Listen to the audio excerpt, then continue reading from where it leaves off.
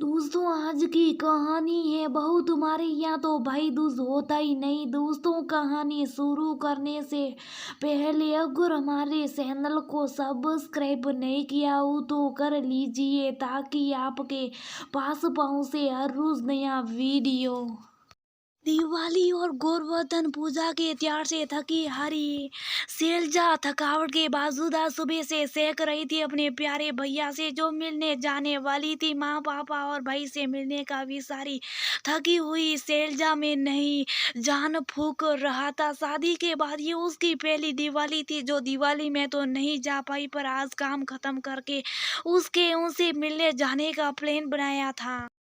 अपनी सास सुमित्री जाके बुलाने से वो अपने ख्याबों की दुनिया से बाहर आई। अरे बहू कहाँ हो? बुआ जी कभी भी आ सकती है, जल्दी आओ सारा काम पड़ा है। शैलजा जल्दी जल्दी रसोई में आई। कहिए माँ जी क्या करना है? बुआ जी और नीना आने वाले भाई दूज करने, नाश्ते और खाने की सारी तैयारियां बाकी है। चलो अब जल्दी से काम खत्म कर ले। जी माँ कहकर शैलजा काम में जुट गई। सुमित्रा देवी ने पूरी लिस्ट थमा दी थी।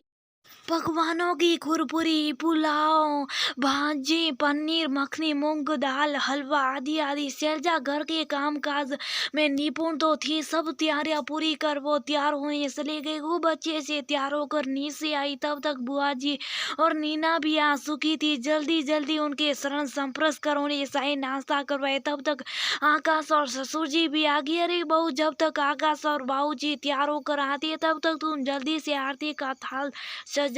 जी माँ जी कहकर शैलजा मंदिर से रोली कुमकुम यादी से सजा हुआ थाल लेकर आई। भाई दूज की रस्म शुरू ही पहले बुआ जी ने भाऊजी और आकाश को टीका लगाया, फिर नीना ने आकाश को तिकल कर भाई दूज की रस्म निभाई। सारा कार्यक्रम होते होते खाने का समय हो गया। शैलजा ने सारा खाना खाने की मेज पर परोसा और जल्दी जल्दी पूड़ियाँ उतारने लगी। सबको बड़े प्रेम से खाना खिलाया और जल्दी जल्दी अपने कमरे में तैयार होने चली गई। शाम होने को थी। सोचा तैयार होकर नीचे आएगी और माँ जी से आज्ञा लेकर मायके जाकर भाई से मिल आएगी।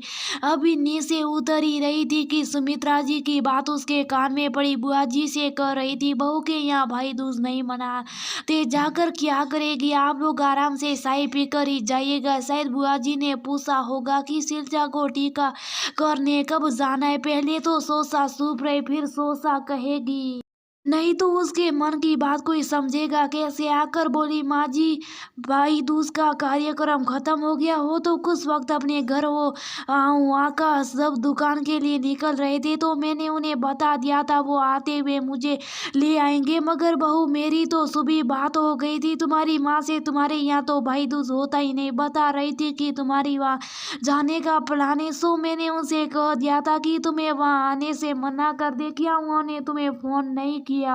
नहीं माँ जी मेरी बात नहीं हुई सुबह से, मैं तो रसोई में व्यवस्थित। ठीक है तुम फिर कभी चली जाना, अभी चाय की तैयारी कर लो। फूफा जी आते होंगे, साथ ही जमाई बाबू भी नीना को लेने आने वाले, तो रात का खाना हमारे साथ ही खाएंगे। शैलजा ने कोई जवाब तो नहीं दिया मगर उसका उतरा हुआ चेहरा उसके जज्बात बयान कर रहा था। नीना अचानक से बोली माँ तुमसे किसने कहा कि ये आज यहाँ खाने पर आने वाले? क्या तुम नहीं जानती कि मेरी ननद भी मेरे यहाँ भाई दूज के दिन रात के खाने पर आती हैं? हमारे यहाँ तो भाई दूज की प्रथा है नहीं, इसलिए मैं दिन में फ्री होती है तो यहाँ आ जाती है और मम्मी जी अपने भाई के यहाँ चली जाती है। पर सालों से जीजी भाई दूज की रात परिवार समेत हमारे यहाँ आती है। दिवाली मिलन भी हो जाता और हम सब मिलकर कहीं बाहर जाते। ये आप कैसे भूल गई? इससे पहले कि सुमित्रा जी कुछ कह पाती नीना के पति आगे और आती उन्होंने भी कहा कि माँ जी भाई दूज तो भाई बहन का त्योहार, इसे मनाने का हक हर भाई बहन को है।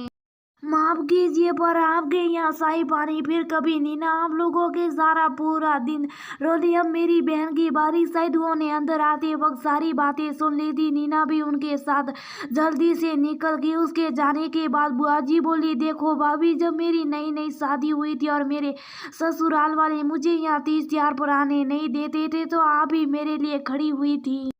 तो फिर आज आपके उसल कहाँ गए? मैं मानती हूँ कि बहू के यहाँ भाई दूज नहीं मनाती, इसलिए सुबह सुबह नहीं गई। ठीक भी है, एक लड़की को दोनों परिवार संभालना पड़ता है।